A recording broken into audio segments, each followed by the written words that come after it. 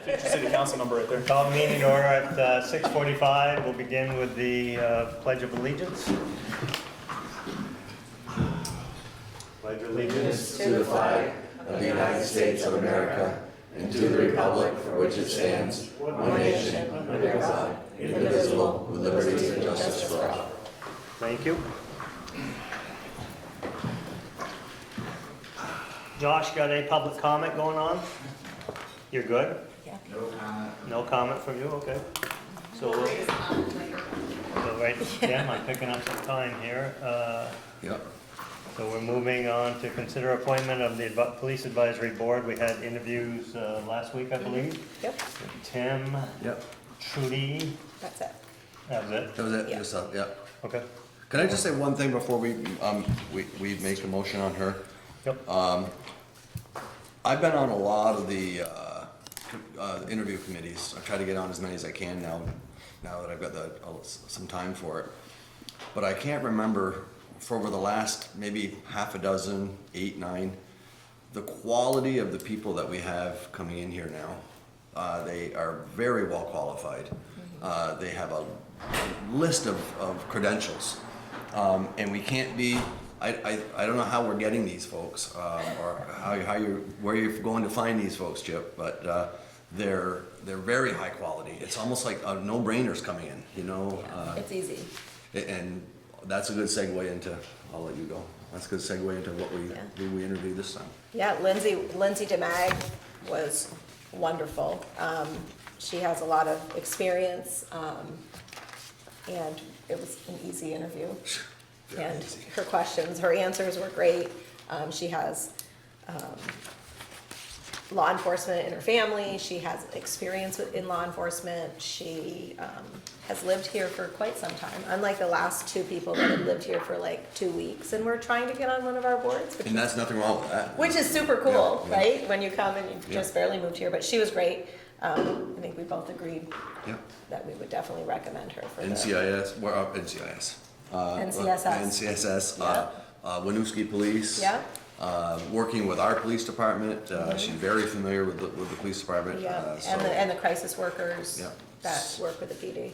she is well qualified. Yes. Well qualified.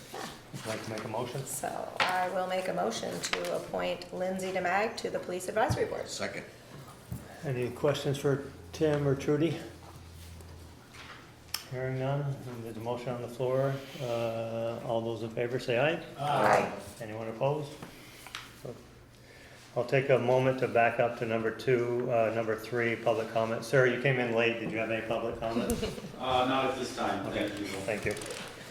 We'll move on to number 5, consider reappointments of Climate and Energy Committee. Make a motion to accept the reappointment as their current members already. Jim Stiles with a term expiring 8/14/24 to re-up. What's that, 3-year? Chip, or is it 2-year? You typically do 3 years. Yeah. 3 year, yeah. And then also, well, we'll go with just him for now. I'll second that. So we have a motion and a second. Any questions on this for anyone? Nope. All those in favor say aye. Aye. Anyone opposed? Motion passes. And same with Laura Isham. Re-up from 8/14/24 for initial 3 years. Second. Motion and a second. Any questions? Hearing none. All those in favor say aye. Aye. Anyone opposed? Motion passes. Item number 6 is the St. Albans Rotary Proclamation that we had drafted in conjunction with the town of St. Albans. For those who may not be aware, the Rotary Club of St. Albans turns 100 years in September. And there will be a number of events going on, and you'll see some banners on the poles, and there's some fundraising activities with the duck regatta and whatnot. I will read the proclamation, and this, as I said, is in conjunction. I sign it, I did sign it, and Jonathan Giroux, the select board chair of the town of St. Albans, signed it as well. Whereas the Rotary Club of St. Albans, Vermont was officially chartered on September 22nd, 1924. And whereas the Rotary Club of St. Albans celebrates this long history of service in our community and other parts of the world, And whereas many volunteer hours are served by Rotary members, including service to our local food shelves, working on food drives, managing a coat drive, financial literacy program, the ski bus, supporting a local Rotary Interact Club at the high school, and other various random acts of kindness. And whereas the Rotary Club of St. Albans have made significant investment in our community, including the Hardack Recreation Area, Collins Burley Sports Center, Taylor Park Fountain, various walking and biking paths, playgrounds, youth programs, and athletics. And whereas the Rotary Club of St. Albans is part of Rotary International and their service efforts around promoting peace, fighting disease, including polio eradication, providing clean water, sanitation and hygiene, supporting education, growing local economies, and protecting the environment. And whereas the Rotary Club of St. Albans will celebrate 100 years of commitment to service above self and building a stronger community. Therefore, I, Tim Smith, as Mayor of St. Albans, the City of St. Albans, Vermont, and Jonathan Giroux, as Select Board Chair of the Town of St. Albans, Vermont, do hereby proclaim the day of September 22nd, 2024, as Rotary Club of St. Albans Day in celebration of its 100 years of service to this community, and we extend our deepest appreciation for their contributions and investments in our community. We wish the club the absolute best and all our support in continuing its commitment to service. In witness thereof, we have set our hands and caused the seal of the City of St. Albans and Town of St. Albans to be affixed this 22nd day of September. So, I think this says a lot. The impact to the community has been huge. Marty, I guess I look to you to think if you got anything. When you were mayor, You found the banner? we did, yeah, I did, yeah. But when you were mayor, if there was any project that comes to mind that they might have. No, they were constantly doing projects that were contributing to the baseball fields or Hardack. They were always instrumental in keeping those programs going. The bus, the Rotary ski bus, they did for years. I think a lot of people don't realize the walking path at the complex was the total investment by Rotary. Our Taylor Park fountain was, correct me if I'm wrong, but we voted on a bond and they paid the bond off of Yep. $300,000 within 2 years, I might add. So it's a valuable club. If we have people looking in on this in the future, they're always looking for new members and encourage people to consider. So, any other comments regarding the Rotary Club? I joined this past year and I've enjoyed it so far. I haven't been too present the past few months, but when I am, I really enjoy it a lot. They've done a lot. Maria was on probation, but we've extended the probationary period for reasons we won't get into. Yeah. Number 7, we will move to Sarah, who has joined us. We have finance policy updates. Sarah, so if you want to begin with the purchasing policy. Absolutely, thank you very much. So in your packet, I got 3 policies for us to discuss. If you recall from earlier in the spring, when the auditors were presenting, these are some policies that they asked us to review, update, or implement. And so the biggest one here is a rewrite of the purchasing policy. Only a few substantive changes to it. I've updated the format of all of the policies for the purchasing policy in particular. I've added some clarification around the purpose, the conflict of interest section. I've added some authority of department heads to spend within their voter-approved budget, which helps back up the city's practice of not using purchase orders, which we're very happy with this practice as it is.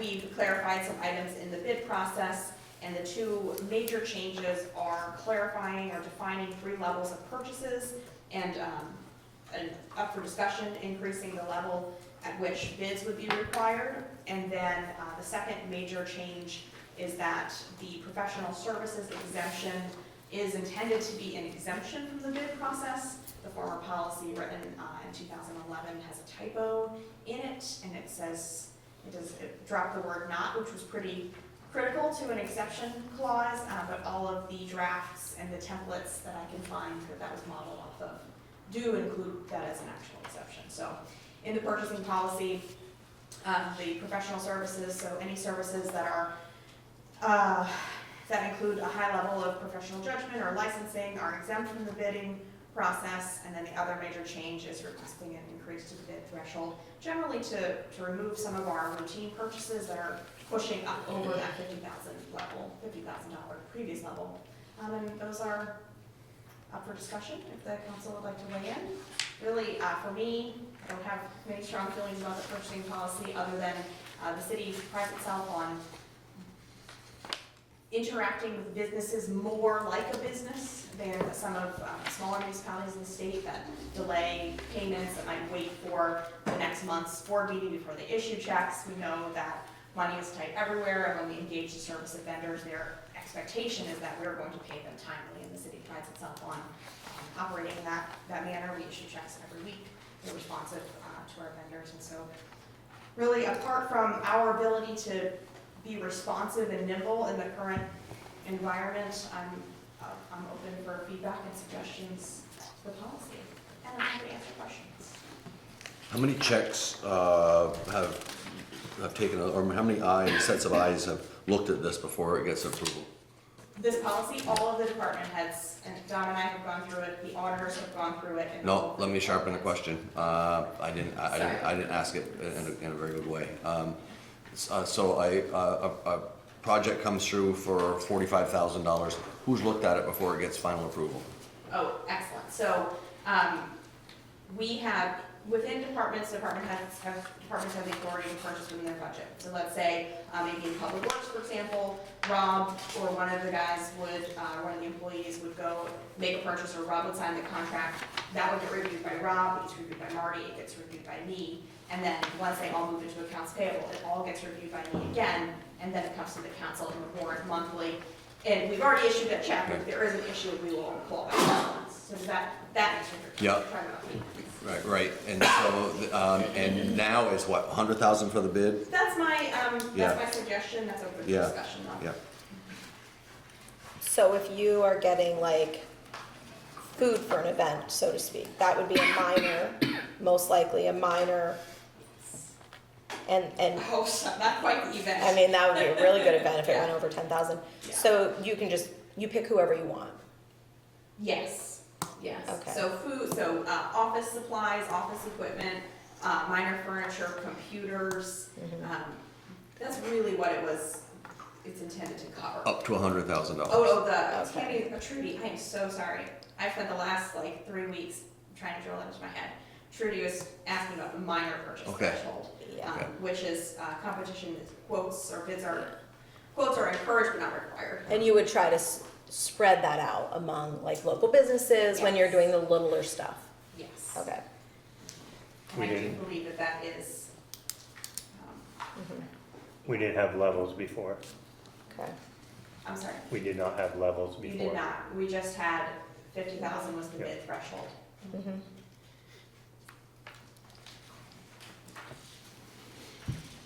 So when we vote on these, we'll take one at a time, so we'll, Motion to approve purchasing policy.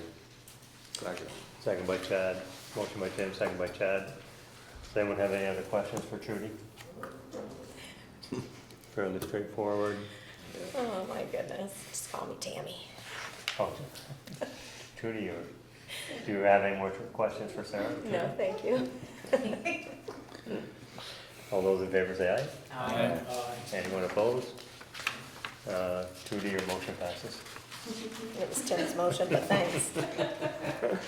All right, Sarah, we'll move on to number 2, which is the IT policy. The IT policy is new. It is pretty quick and straightforward. My read of this is effectively that all employees and agents of the city are expected to act professionally and within, the law and good IT hygiene, and that is effectively the skeleton of the IT policy. We worked with our third-party IT contractors, Town Leader and Simple Root, and this has also been reviewed by the auditors. This was a special request of the auditors, I think, to encourage all of their clients to provide additional eyes and attention to IT and security issues. I will share with the council, which I don't believe is in here, because this is policy level, not procedure, but we do have a quarterly required know before security training, so we are keeping people in the loop and up to date with trainings on IT security. So auditors have reviewed this, IT folks put it together. I reviewed it for, to make sure it makes sense with what we're doing. Don said his eyes on it as well. Happy to answer any questions, take feedback from the council.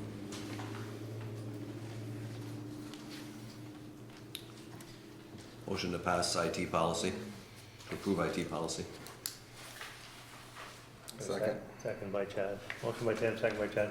So my question, I'm not an IT guy, but where does social media fit into the discussion? Is that part of? What is your specific question about social A media? while back, we had discussions about, Personnel. falls under personnel. Good. Yeah, I think it kind of, employees must not engage in activities that violate city policies. I think that would kind of cover social also. I mean, people posting stuff from college Right. and things like that, yeah. Yeah. I think the only other thing I had was kind of the component of the big push nowadays, especially what happened in Milton schools, was email training. And I'm assuming that falls into procedures, I'm hoping, because they put in a policy that they had to have annual, at least annual email assessments, which is sending out to all employees randomly an email with a phishing link, and if they click on it, they get training. Mhm. I was hoping the procedure has that, but That's all part of the quarterly required know before training, so Okay. that program or that company picks the topic du jour, if you will, and you have 2 or 3 trainings every quarter you have to do. Some of them are about, the one this last time was about how QR codes can get spoofed, is that what? Or, also about USB, or, you want to work at home, you just decide to download all your data to your phone. Is this good practice? Yes. So they also cover emails. Does this email look legit? And take little games and quizzes. So that's what I was wondering, like taking a step back to make sure that we're testing to see that, like, yeah, people sit in trainings and stare Right, at we're the not- screen. yeah. At our school, they will purposefully send out a Yeah, that's what they phishing, and it's a Yeah. little test. Yeah, if you click the link, If you you get a call. don't, if you fail it, you don't get punished by a training, though, you just get No, like, we do whoops. now, because they had a ransomware attack last year, so they do now. And I don't want the city to have to suffer that. Is that Probably what just it what we do for teachers. is? All right, thank you. Okay, we have a motion and a second. Any further questions? Hearing none, all those in favor say aye. Aye. Anyone opposed? Motion passes. We now move to fund balance policy. The last one is the fund balance policy. This has not, the different categories of fund balance are still in compliance with GASB standards, are still in compliance with professional best practices. And what I've added here is to clarify the city's position on not establishing a minimum fund balance target. This was updated in a memo in 2018 with Tom Lights, and I am pulling it into a policy review, update, and new formatting to clarify that we are not formally establishing a minimum fund balance target at this time. That part of the city's top priorities is to leverage all available resources to revitalize and redevelop the city, and that's what we're doing. And at some point in the future, if that changes, we will reevaluate our fund balance position in light of our top priorities at that point. So how many would you say do this? The town doesn't do this. Right? If they're overfunded, they give money back. They're giving money back. All right? We don't do that because he presents us a budget, we approve the budget, and then he does what, if there's one shortfall at one place and a windfall in another place, he balances out. That's not what they do down there. That's correct. But how many other people do it this way? I'm going to tell you that the town of Essex and the former village of Essex Junction, now the city of Essex Junction, have a very similar fund balance policy that does establish a minimum fund balance target that says unassigned fund balance. So it really is talking about unassigned fund balance. So not the debt proceeds that aren't spent, not the non-spendable things, not the things that are earmarked by the board or the voters for specific projects, but that surplus. Like, let's say you just had a bunch of vacancy savings. So those fund balances say that the community will maintain an unassigned fund balance not to exceed 15% of the next year's budget. That's like $2.5 million. Yeah, we'll never have that, right? We are not in danger of getting there currently because we're leveraging all available resources to make stuff happen on the ground. And those are our priorities.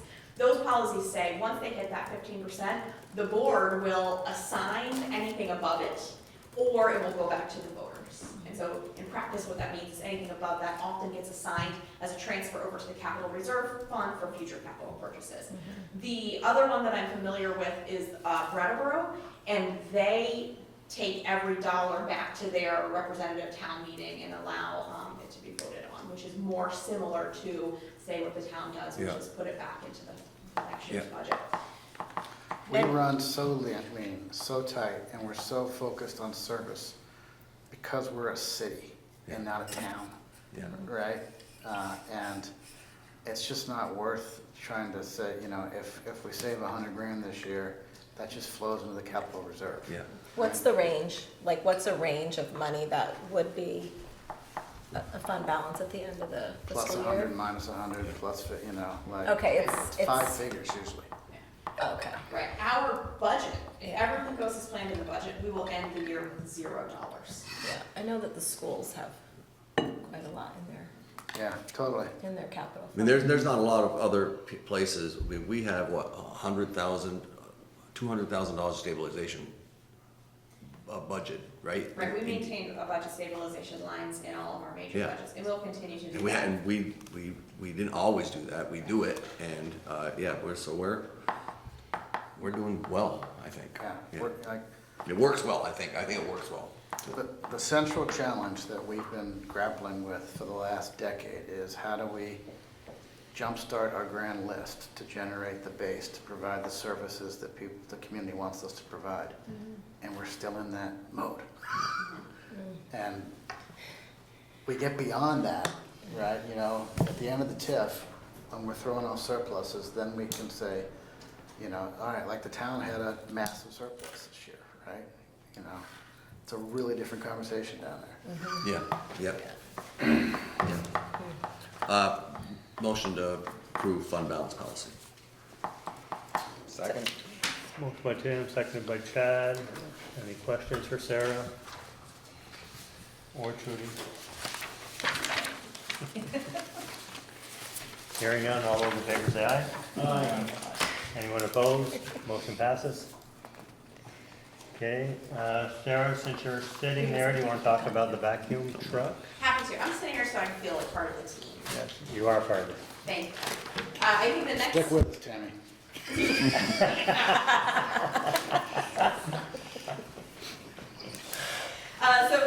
So the Chip and Sarah show on the agenda this evening has two articles for consideration for the November ballot. Both of them are debt articles. The one that has my name next to it is $750,000 for the replacement Vector truck, which we discussed as part of the enterprise fund budget conversations. I'm sure you all remember. And so we have language in the packet. We have a resolution certificate for that in the packet that we're asking for the board to approve. We have a very similar item for Lemon Drive as well. And as we're discussing this, we need to pick a date for an informational hearing before I forget to mention that.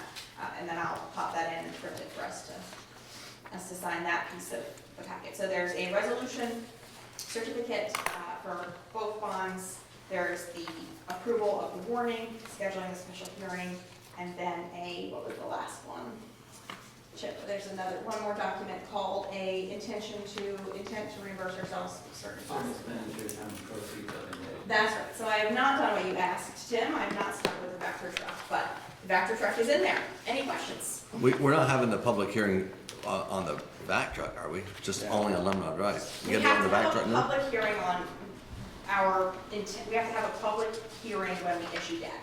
And so because we're asking voters to vote on 2 items of indebtedness, we have to hold a public hearing on both of those items within 10 days of the November 5th vote. Did we do the vac truck in the budget process? It was. Then why do we need to do a public hearing? Because it's in the enterprise fund budgets, which aren't considered by the voters. So we usually embed it within the general fund budget, which is considered by the voters, and that's enough for the bank. But because the enterprise funds are approved by the council instead, there needs to be an opportunity for the voters to weigh in order to pledge the GO debt of the city. The same way you need to hold a hearing for our budget. Yeah, well, I thought that's what that's what we did with the vac truck, was when we had the budget hearings, that was their ability to come in and, You may when we consider the Yeah. enterprise fund. Marty presented on that, right? That was but that wasn't, you're thinking of the general budget. This is the wastewater and water budgets, which went before the council. Discussion happened, it was approved. This is giving the voters the opportunity to weigh in on it, that we're borrowing money for that matter. So it's and the fees, the impact on the fees has already been approved and in the budgets. This is just, we need to be able to show that there's voter approval for well, I it. don't wanna bog you down, I just was wondering, Yeah. if we already had budget hearings and the public was there, why are we having to have another hearing on the same thing we talked about in the budget? Because they don't vote on it. There's a lot of things in the budget they don't vote on.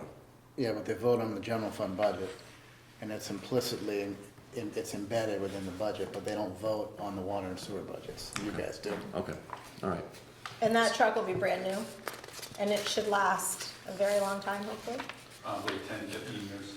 And it's paid with funds other than This one, by the general time this budget, one right? gets here, ours will be probably 14 years old. And what is that timeline, Marty? What's that, for the new one? Yeah, You're probably a year out. Oh, wow. Who asked, you asked about, selling our other one, right? Yeah. Yeah. Yeah, we talked Yeah. about some. Are we still gonna do that, we're just gonna Yes, keep it, we are gonna do it, absolutely. yeah. And this amount is up to, we're thinking it won't come in that high, but between, we'll see what they'll give us for a trading value versus what we could get just selling it outright, and whichever we think we can do better with Yeah, it, that'd be the good. route we would go. so how does if we don't get it for a year, we have it in the budget, we're gonna be on a new budget before we get the truck, right? Yeah, we have standing voter authorization to issue the debt.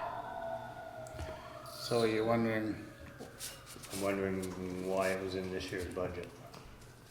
Because we have to commit to it. They've gotta Down see that payment. we've committed to it financially Just a commitment, before they would start building it. on paper, not Right, a payment. exactly, yeah. And we may have to put it down.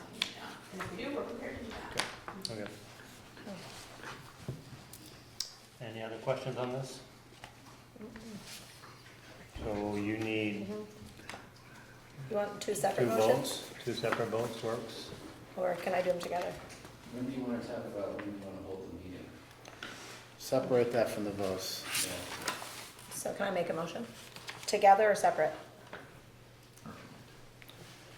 As warned. Separately. Okay, I make a motion to consider approval for the bond vote on the Lemnos stormwater improvements. Second. Any other questions? Motion second on the floor. All those in favor say aye. Aye. Anyone opposed?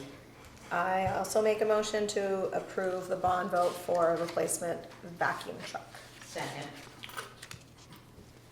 Any questions for Chip, Marty, or Sarah?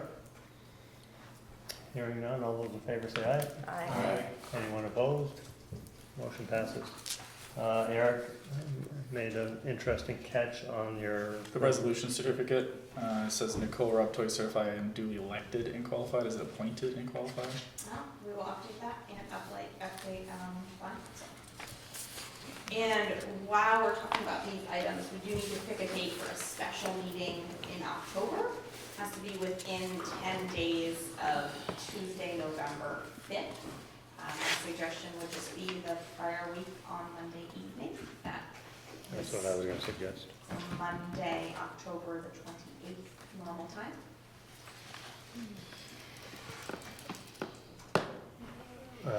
Why can't we do it at the regular meeting? Has to be within 10 days of the vote. And the vote is on November 5th. Oh, I see.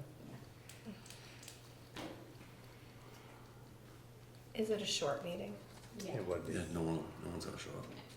So I can come from the gym. Yeah. Or you can Zoom in, they'll always, there's that option as well, Okay, we can that's hold the physical, That'd be staff fine. can hold the physical. So what time? location. 6? 6:30, a little bit 15. Just send us something in October, because we're all gonna Yeah, forget. right. I know you are. I'm not.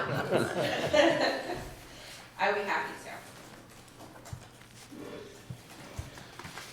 Okay, anything else, Sarah? That's all for me, I'll go get this final document for signature. While y'all keep talking, thank you. So Chip, you are up. Thank you. State of Vermont has been able to, I'll tell you here. You don't have to move, we're good. State of Vermont, so far in its budget, has been able to grant $25,000 annually to all the designated downtowns, ourselves included. As part of that grant package, we need to attest that we're we're gonna use the funds to augment whatever the city currently has invested in the downtown program, not to supplant. And so this is a letter of attestation that we won't use the funds to supplant how the city is currently resourcing the downtown program, but will be in addition to everything we're doing.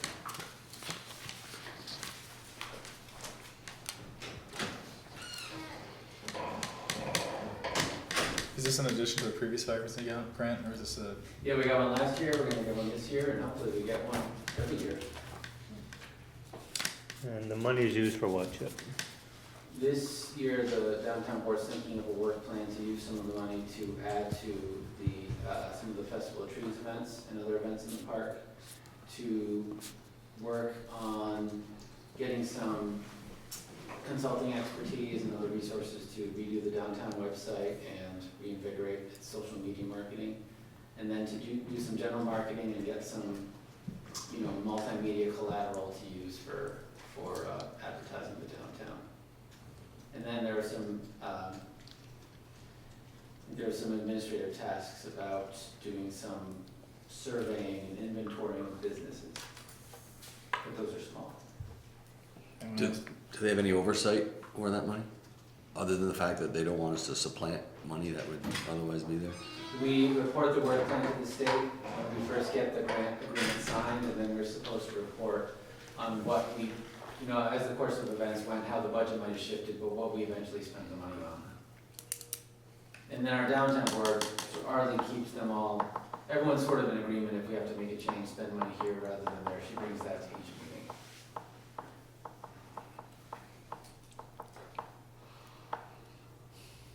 Motion to accept the letter of attestation. I'll second that. Motion from Pam, seconded by Eric. Any further questions for Chip?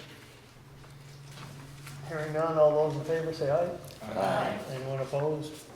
Motion passes. Thank you, Chip. This is, can you sign your name, and this one you just sign. It was, Yeah. Yeah. Okay, moving on to item number 10, Mayor's Report. Just a few things. Thank yous to those who have put on events. Kathy Manhan and the car show was a big success. Winnie Wilkinson continues to do the vendors in the park every other Sunday. Farmers Market continues to be busy on a regular basis. Coming up, you have the Duck Regatta in the park on September 7th. Trying to think what else. But those are just some of the events that are happening. Eric had his block party, right? Yeah, That was, that's, oh, you can touch on that. I think that's it for me. We know that we have continued conversations relative to our activities in the park, around the community and whatnot, but Trudy's gonna touch on that a little bit. So I will turn it over to, let's go with Newell. And if you got anything to share, Newell? I mean, from the council. Yep. I want to give praise to the city police, what they did Saturday morning at the Amtrak station. And they had a person they think he was on drugs, high on drugs, and they did very professional. Someone from the community or that was Yeah, I on? think one of our homeless people.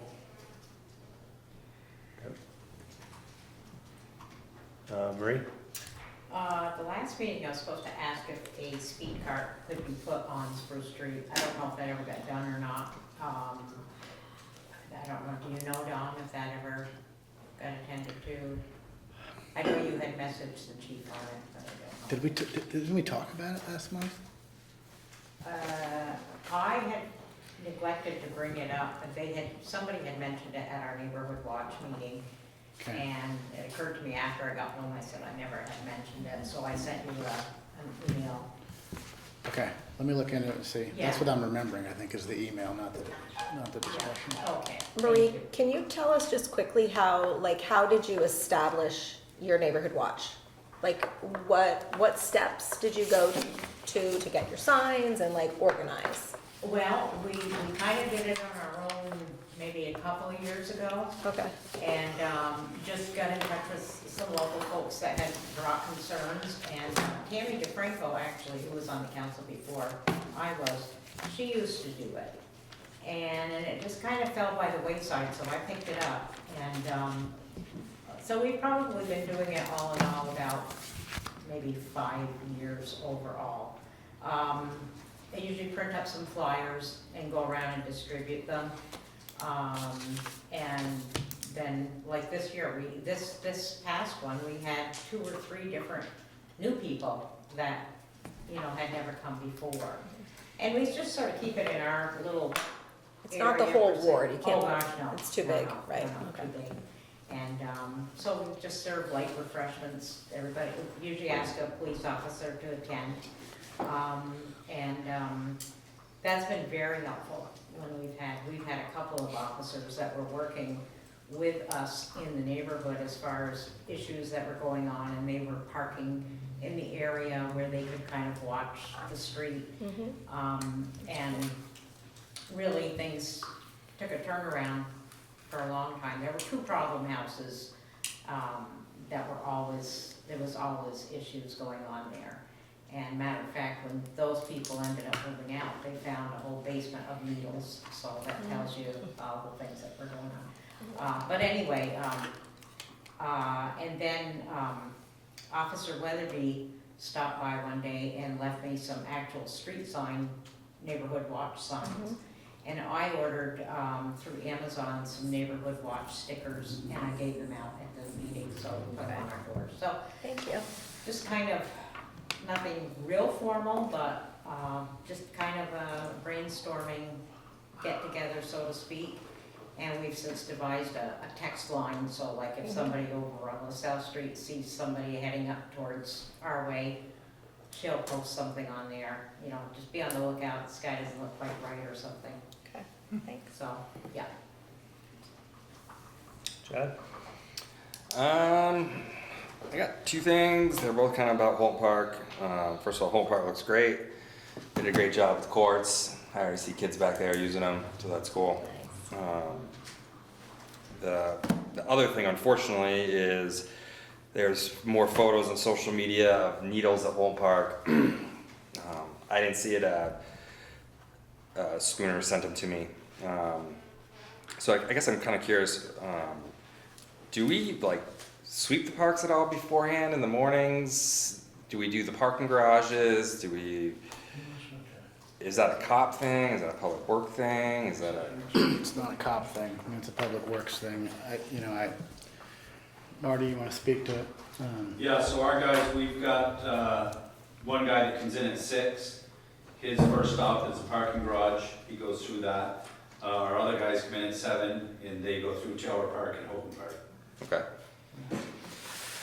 Yeah, and then, just real quick, we kind of talked about it earlier, but, I think this town spent a lot of money in their downtown and their public spaces and the parks, and I think we're starting to get a little bit of a black eye with some of the characters that are running around. And I think, you know, we spoke earlier, but I really think increased foot patrols, moving people along. You know, I was going in to get my hair cut and almost, That's kind of it's funny crazy. that you get. And Dana doesn't give me a discount. It's not a volume cut. Yeah. I'm pretty sure I could Jesus. cut your hair for you. I think I'm listening to his problems more than mine, but you know, some lady just ran across the street, almost got hit by the car in front of me, Happens all the time. and she's screaming bloody murder. Someone stole her shoes, F-bomb, F-bomb, F-bomb, and this is right in front of someone's business, you know, and it's, you know, it's my understanding that increased business and increased reputation is pretty important to our TIF, our whole TIF program. I mean, I just think it's super important that St. Albans does not slip into the reputation that other towns are slipping in. And I think it's very important that we have a police presence that is monitoring, that are keeping, I mean, years ago, you couldn't be in Taylor Park after a certain time. And you couldn't be in Holton Park. And that was really enforced. You know, if Because you were there. if they saw you, the cops would move people along all the time. 2 a.m., you couldn't just hang out. Yeah. You know, yeah, I was there, Yeah. 100%. You know, it was you couldn't camp, you couldn't, you know, lawyer is not the right word, but if you're in a gazebo napping, you got stuff everywhere, you got your clothes spread out. I mean, that's camping. I mean, that needs to be. People need to move on. We just invest so much in our community, in our public spaces, in downtown, being in all of our parks. I really think that public perception needs to be kept clear, and people's business fronts should be kept clear of people that are either intoxicated, high on drugs, or mentally unstable. That's all I got. Eric? A couple things. Public Works, thank you for the paving of Upper Weldon. I was getting some good feedback from that. Positive feedback. It's nice. It's smooth all the way up. So thank you for that. The block party was a hit. We had over 70 people come, which was more than I expected. We actually had to run out to Bob's Meat Market to pick up more burgers and dogs, so that was good. I do want to thank Bob's Meat Market because they did loan us one of their grills, which I think I'm still growing the hair back on the back of my knuckles, as well as giving us propane for that day, so that was awesome. We also had Public Works was right out there twice that week cleaning up the lawn because it got a little long, so they went out and brought it down one length and then finished it off right beforehand, so that was great. And we've actually formed with the rec department, a kind of Ward 5 kind of wellness group that's looking at everything from just like what we need to bring back to City Council for Public Health and Safety, but also what we can do for activities and events and to kind of keep things kind of building that community. Because I really believe that the community brings awareness, and awareness brings like what's happening, like paying attention to what's happening around you, and if you know who you can call to figure out if it's happening to them too. I think that all helps build that kind of structure that we need to get back to. Today I was at the bottommost part of my ward, and there was a car that decided to block the wrong way on the road and get out and start screaming at a couple that was walking up in front of the house I was working at. I was helping a friend out with some work, and we called PD and they responded pretty quickly. I'd say like under 6 minutes since we called. The car was gone, unfortunately. I moved on, but you know, when you drove across my buddy's lawn to go after the couple, I thought it was kind of necessary to have PD come, so I was kind of grateful that they had a quick response. And then the only other thing I had was Fairfield Street. We've seen an increase, not just me, but a couple neighbors reported it, in speeding on Fairfield. It's just getting a little more excessive as people push that limit up more and more. And also we're having a lot of late night noise from vehicles on that road, right around 9:30 to 10:30 is just very excessive. So anything PD can do to kind of keep an eye on that area, just because we know there's a lot of kids back and forth around Fairfield. There's a lot of kids in some of those multiple family homes and stuff, and I don't want someone getting hit. So I think that's all I had. Yeah, thanks. Just to follow up on that, I haven't seen the radar sign out at all. I mean, we own it, right? It's down on Lake Street, right? It's on Lake. headed towards the town. Good. I was just gonna say, we should have that out continuously Years ago. throughout the community someplace. On my end, too. So it's headed towards the bay. Mhm. Oh, I guess we're policing there now, right? What's that? Because we're policing there now, we're loaning it out. Trudy Well, or Tammy. or Sarah? Which one is it? You both wear green. So I think I've had a lot of conversations with people in the community, not only my ward, and also other council members and city hall staff. Clearly, we have some challenges we're facing as a community around, people who are struggling with substance abuse disorder, people who are unhoused. I think I spoke with Chief Lamoth at the National Night Out. The theft has decreased a bit since some of those folks who were stealing left and right have been incarcerated. So that was a positive. So Tim has given me the honor of chairing the Quality of Life Committee. Is that better? Okay. And I would like to start having regular meetings. Newell's on the committee with me, and Marie. Tim will also sit on the committee. I've just been thinking a lot about the challenges we're facing as a community, and the challenges from different perspectives, not only like myself or my neighbors, but what challenges are people who are struggling with addiction facing? What struggles are people facing who are unhoused? Like thinking of our challenges through different lenses.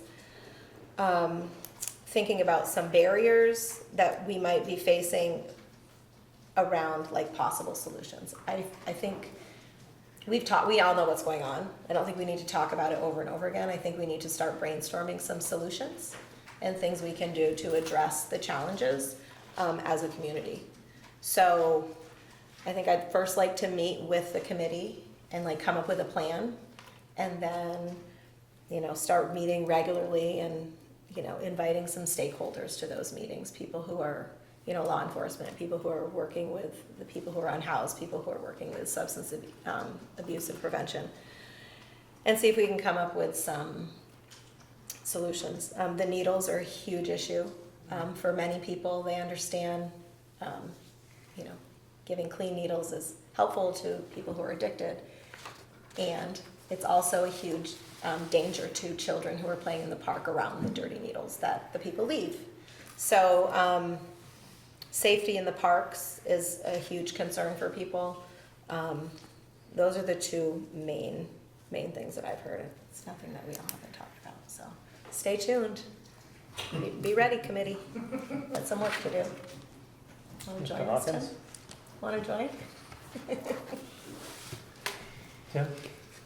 Couple things.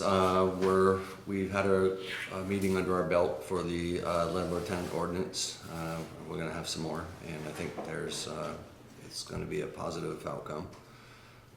Two is, I'm still disappointed in what I'm seeing on Kingman Street and at the bottom of Kingman Street and in the park.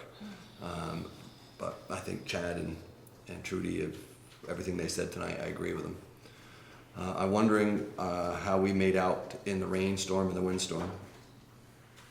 Did we discharge anything to the lake?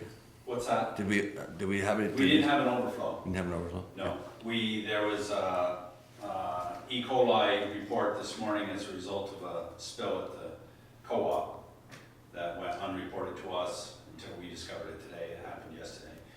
As far as the storm goes, there was one limb that came off a private tree on Bank Street that snapped a pole at the corner of High and Bank. There was another tree, a private tree that fell on a house up on the Farrar Street. Other than that, there was a few limbs and stuff. We're fortunate. Your guys were out there right when the tree fell. The sidewalk in front of the shopping center is got overgrowth with little plants. The normal spot where it's only down to one person walking on that walkway. So we might want to call our guy up at Palmer Old Man and have him come trim it up. Other than that, I thought everything else. Oh, were the Chip, what's the requirement of having a name for a driveway? 3 houses? I think E911 likes us to name every street that has any one E911 point up the driveway. So typically this comes up when we have new buildings and we talk to E911 about Yeah. assigning addresses, and they'll say, hey, this should have its own name as a private drive so that we can assign address of this, of that name. So even one building, they'd like to see. Do you remember the time that we went around the city and we had some people talking about what the new zoning ordinance would look like? And we sat in a driveway up on High Street, and it had like 3 or 4 houses that were gaining access from that driveway. How come that's not a street? That'd be one over from Brainerd Street going north on High Oh, Street. because that's one property. One Yeah, I mean, property. yeah, that's an interesting case. It's multiple buildings, one property. I think that, I mean, maybe you can make the case, but that might be a little just under where Alright. it normally gets. I'm just wondering if there were, if there was something we could do to improve that, because that just is crumbling down into High Street every time it rains or something, but. Oh, that driveway? Yeah, and it's in pretty bad shape, but that's probably for another time. Right. Other than that, I have nothing else. Thanks. Actually remind me of a couple of things, but parking on Stebbins, we talked about look at removing parking on the south side. Yeah. I know they're doing Right. some kind of construction work there, but All done? That project's done. It's all done? Yeah. Yeah, looks good. I think we would have to get rid of some lines for it to be what's that? permanent. I think we'd have to get rid of some of the parking stall lines for it to be permanent. Right. We could look at that with PW and see what.